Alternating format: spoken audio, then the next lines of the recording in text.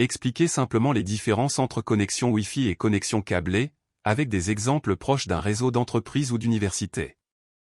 Bonjour et bienvenue dans cette nouvelle leçon de formation réseau pour débutants. Dans la vidéo précédente, nous avons posé une base importante, un appareil a besoin d'une adresse IP pour communiquer. Aujourd'hui, on continue avec un sujet très utile, les différences entre connexion Wi-Fi et connexion câblée. Pour commencer, retenez cette image simple.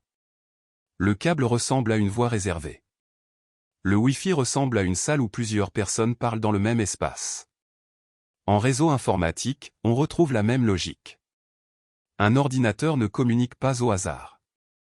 Il utilise des informations précises pour savoir s'il doit parler directement à une machine locale, passer par le routeur, ou demander l'aide d'un service réseau. Prenons un cas concret. Dans une université, les postes fixes importants sont souvent câbles, tandis que les étudiants utilisent le Wi-Fi pour la mobilité. Voici les idées importantes à retenir. Le câble est souvent plus stable. Le Wi-Fi est pratique mais sensible aux obstacles et interférences. Le débit mesure la quantité de données. La latence mesure le temps de réponse. Dans une petite entreprise, ces notions permettent de comprendre beaucoup de situations courantes. Par exemple, un PC peut être correctement branché au switch, mais ne pas accéder à Internet si la passerelle est absente. Un autre PC peut avoir une adresse IP correcte, mais ne pas ouvrir un site web si le DNS ne répond pas. Et parfois, le problème vient simplement d'une mauvaise configuration locale. Le bon réflexe, ce n'est pas de tout modifier au hasard.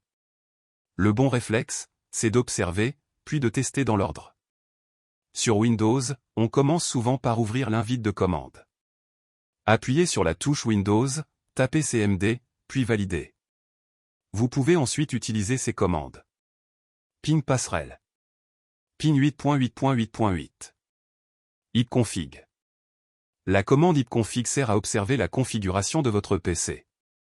Elle montre l'adresse IP, le masque, et souvent la passerelle par défaut. La commande ping sert à vérifier si une destination répond. Si vous testez la passerelle et qu'elle répond, votre PC arrive au moins à parler au routeur local.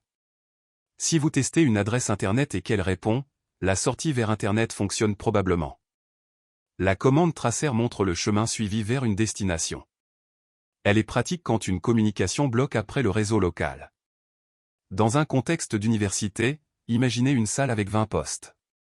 Si un seul poste ne fonctionne pas, on regarde d'abord ce poste, câble, Wi-Fi, adresse IP, passerelle.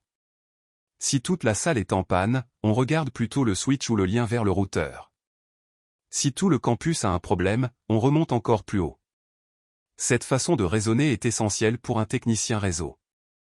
On cherche à localiser la panne au lieu de deviner.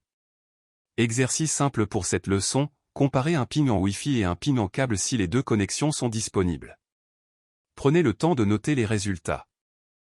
Une bonne habitude consiste à écrire ce que vous testez, le résultat obtenu, puis la conclusion possible. Par exemple, ping passerelle répond, donc le PC communique avec le routeur. Ou bien, ping IP public répond mais ping nom de domaine échoué, donc le DNS peut être en cause. Pour résumer, le câble est souvent plus stable. Le Wi-Fi est pratique mais sensible aux obstacles et interférences. Le débit mesure la quantité de données. La latence mesure le temps de réponse. Dans la prochaine vidéo, on continuera avec une nouvelle brique de la formation, toujours avec des exemples simples et des commandes utiles. Merci d'avoir suivi cette leçon. Si vous débutez, retenez surtout ceci, comprendre le réseau, c'est apprendre à suivre le chemin d'une communication, étape par étape.